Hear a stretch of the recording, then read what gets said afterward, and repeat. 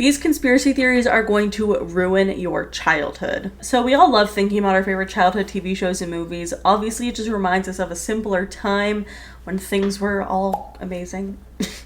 I kind of miss being young, honestly. But I love to take our favorite TV shows and movies that we loved as children and just ruin them. So let's get into it. All right, the first theory that we're going to be talking about comes from The Suite Life of Zack and Cody, and it is the idea that the Tipton Hotel is actually a simulation. I honestly think this theory makes a lot of sense. It's very interesting, so let's dive in. So the theory basically goes that the Tipton Hotel is not a real location, and it's like a simulated environment, kind of like the Truman Show, but for children. It basically is the idea that everything Zack and Cody experience is carefully curated, and it kind of makes sense if you think about it because the same people appear every day. The problems are reset with little consequences. Nothing outside of the hotel ever changes. The theory goes even deeper to say that Zack and Cody are part of some governmental experiment, whether it's psychological testing, social programming, or some sort of training of the simulation. It's basically the idea that they're being raised in a bubble and they don't even know it. First of all, let's talk about some of the things that don't really add up here. For one, how the hell do they afford to live at the Tipton? I don't know if it's included in Carrie's salary. If you think about it, this is a massive upscale hotel. There's literally an arcade. There's luxury suites. There's kitchens. There's multiple restaurants, a ballroom, a gym, a rooftop pool. Like, honestly, the fact that Carrie is able to afford living there on a hotel lounge singer full-time salary, that makes kind of no sense. Again, is it a plot hole or is it because Carrie, like, in my head, I always just assumed that was like part of her deal, is like her and the twins got to live at the Tipton. But realistically, like, why would the lounge singer actually need to live at the hotel? It kind of doesn't make sense. Also, everyone is always at the frickin' Tipton. Like, all of their school friends always go hang out at the hotel. Maddie is always there. London obviously lives there as well. And again, it just feels like it's like the most accessible place in their world, which doesn't really make that much sense. I also think it's interesting that the plot reboots during every episode, which a lot of sitcoms do that, so don't get me wrong, but there are major conflicts here. Like, for one, Zack accidentally burned down half parts of the building. There was stealing, there was cheating, running illegal operations, and it all just gets laughed off in 22 minutes and then it's just done and never talking about it again. What is that? There's a couple theories as to who is running the simulation. For one, I think the most popular idea is that the Tipton, like, corporation itself, like Mr. Tipton, London's father, is the one who is running the simulation, and London Tipton is also a part of it. And the reason that she's such a ditzy heiress is because she has literally been raised in the simulation and she's under a bit of a tighter control than Zack and Cody, and her cluelessness isn't just a personality trait, it's just induced compliance. Other people believe that Mr. Mosby is the handler of the situation, and he doesn't just manage the hotel, but he micromanages every aspect of the boys' lives. So he disciplines Zack and Cody like a father figure. He always is trying to contain them, and he seems to have unlimited authority, but only within the confines of the hotel. And then there's people who think Arwen is the one running the simulation, which I think is kind of an interesting theory here because he's obviously an engineer and he's very eccentric, but he also has access to all of the systems, all of the rooms, cameras, secret passageways. He, I would say, knows his way around the Tipton maybe the best. He also builds really insane gadgets that bend the laws of physics, and one time he even literally built a fucking time machine in the hotel basement. Clearly he's up to something. So that kind of goes into the theory that what if Arwen is actually a programmer and is the secret genius who's monitoring the boys' behavior, but he just is pretending to be the hotel's quirky janitor. I don't know. Kind of interesting. I also think the contrast between Zack and Cody is very, like, simulation-esque. Like, it's putting two people together, two twins who are exact opposite behaviors. You've got Zack, who's impulsive, rebellious, attention-seeking, and then you've got Cody, who's smart and sensitive and obedient. And I just feel like the contrast is not really an accident, but it's the simulation comparing two psychological profiles raised in identical conditions, and it's like kind of just nurture versus nature. It's interesting to look deeper because it's like, what happens when two identical twins who are raised in the exact same artificial environment but respond to it in different ways? Like, which one thrives, which one conforms? There's actually a lot of questions here that kind of makes it interesting. And the theory continues with Sweet Life on Deck that the boys don't actually leave the simulation. They honestly just kind of move into a different phase of it, a new environment to see how they react in an unfamiliar setting, but it's still controlled territory. I mean, the ship is literally just the floating hotel. It's the same people, same type of problems, still isolated from the real world. Also, to be fair, The Sweet Life of Zack and Cody never really ends. It just fades out with Zack and Cody finishing school and moving on, but we never actually see the process of them integrating into the outside world. There's no epilogue, no future, just a slow, weird goodbye. And a lot of fans interpret this ending as the simulation ending, the experiment is over, and the boys are being released into real life. Or worse, some people think that they're being wiped from existence, which is just dark to think of. I actually think this theory makes a lot of sense, but it made me kind of sad, not gonna lie, because I wanted to live in the Tipton Hotel as a child, but if it was really a simulation that's like controlled by other people, that's kind of scary. I don't like that. All right, the next show we're going to be talking about is Phineas and Ferb, and there is a theory that Perry the Platypus is the real villain, and I think this theory actually makes a lot of sense. So there's a theory that Perry the Platypus isn't fighting Doofenshmirtz to save the world necessarily, but he's actually intervening so that Phineas and Ferb's inventions get destroyed. Like, let's look at Doofenshmirtz. He's supposed to be the villain, but really is he? He just has these weird machines that are bizarre and emotional responses to childhood trauma usually. He never really hurts anyone. Like, most of the episodes are just ending with him losing. And sometimes he even tries to help people. So it's kind of interesting to think like he's not actually evil, he's just an easy target. And it layers into the fact that Perry the Platypus is sabotaging Phineas and Ferb and really Candace every time. So every day these kids build insane inventions like theme parks, time machines, crazy shit. They're obviously very gifted and possibly superhumanly intelligent, but somehow their mom never catches them. And the theory is that that's Perry's doing, like he's actually actively doing that on purpose. His daily fights with Doofenshmirtz always result in something crashing into, laser blasting, or otherwise erasing whatever the boys made right before their mom walks in. So is it really a coincidence that happens, or is Perry the one trying to cover it up? Or maybe he's protecting the boys in a way because maybe he doesn't want them to get in trouble because Candace is so obsessed with busting them. Or other people think that Perry the Platypus is trying to limit the boys' creative growth. Maybe they're too smart, too innovative, and they're the kind of minds that would notice some inconsistencies in the world that maybe Perry, whatever agency he's working for, is trying to hide. Because if you think about it, Perry is like not actually helping them have the best summer ever. He's keeping them trapped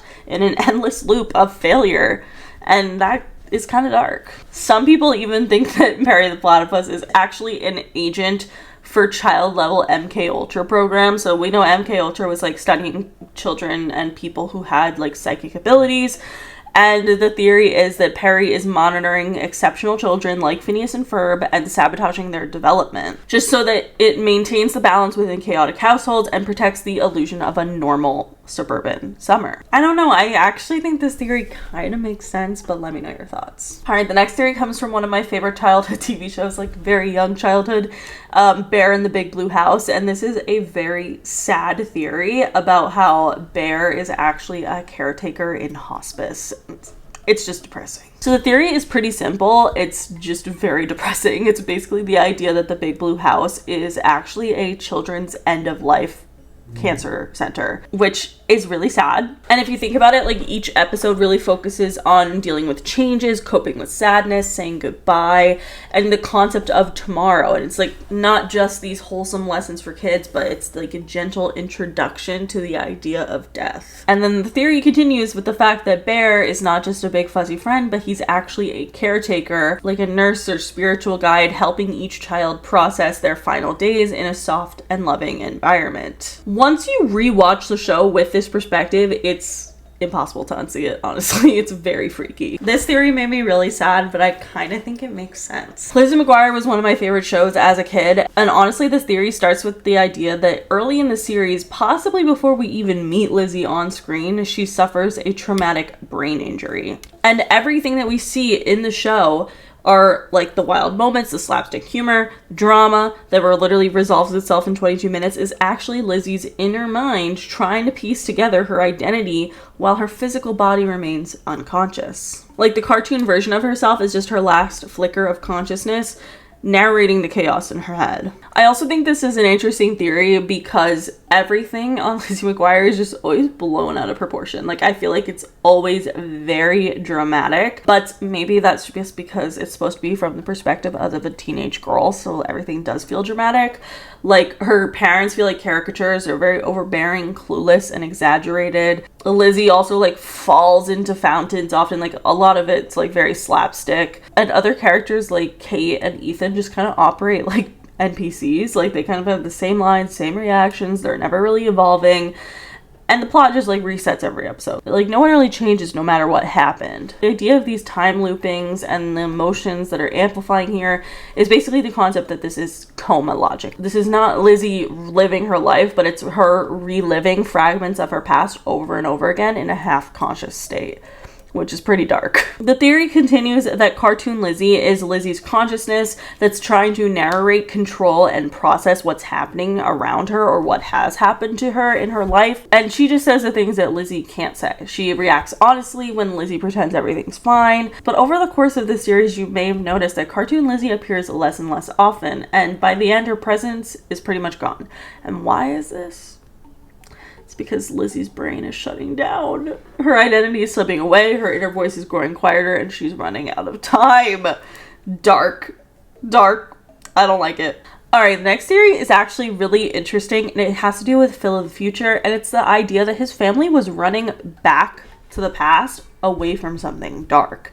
I think this makes a lot of sense, actually, because the basic premise of Phil of the Future is that the Diffies were on a routine time travel vacation when their time machine broke down, leaving them stranded in the early 2000s. However, they never really try that hard to go back to their time. They rarely really mention what life was like in 2121. Anytime someone from the future shows up, they panic. So there's a theory that they didn't actually break the time machine, but they destroyed it or sabotaged it on purpose to hide. Theory continues that they were actually escaping something dark from their time, and the only way for them to survive was to disappear into the past. For one, I just feel like they are not really trying that hard to get back. I feel like they would be trying to contact people literally all the time. They don't seem to really care that much that they're in the past, honestly. So we're told that the year 2121 is advanced and futuristic, efficient, but almost every piece of like evidence or tech that the Diffies brought back with them are kind of concerning. For one, there's like mood manipulators, truth callers, thought translators, invisibility chips. These are kind of not really convenient things. These are tools of control. There's even a device that literally reprograms your memory, which is a little scary. So fans kind of believe the idea that 2121 is a dystopia disguised as a utopia. A whole world where everyone's tracked and controlled and regulated.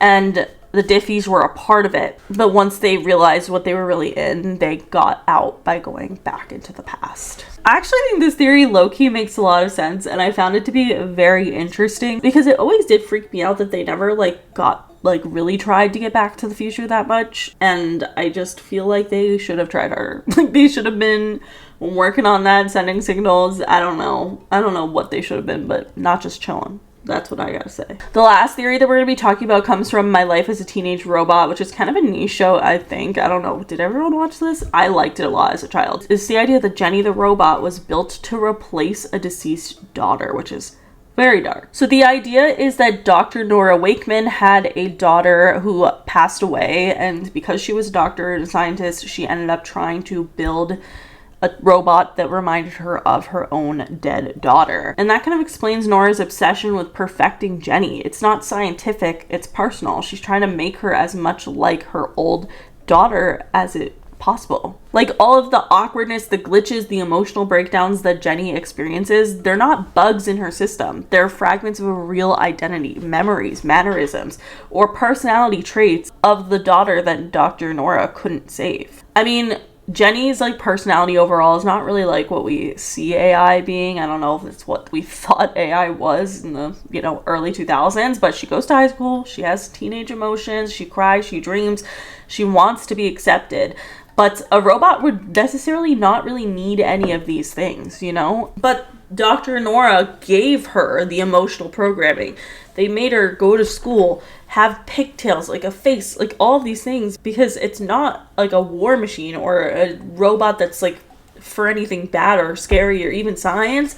It's a teenager. She made a teenage girl. One who's not just functional as a robot, but has emotions and is aware and, you know, something deep inside of her remembers being human. People think that Dr. Nora Wakeman's daughter actually tragically died as a result of a failed experiment, and because she feels guilty for that, that was what caused Nora's obsession of raising Jenny as a normal teenage girl. Again, that feels less like a scientific creator and more like a mother who can't let go, in my opinion. I need to hear your guys' thoughts on this one because I loved that show as a kid and it honestly just kind of ruined it for me. I want to hear your thoughts. But anyway, that is it for today's video. If you guys liked it, please give it a big thumbs up. Let me know in the comments below what TV shows or movies from our childhood that you want me to ruin for you in the next one. But that is it. Make sure you follow me on Twitter, TikTok, and Instagram, and subscribe for new videos every week. And I'll see you guys later. Bye.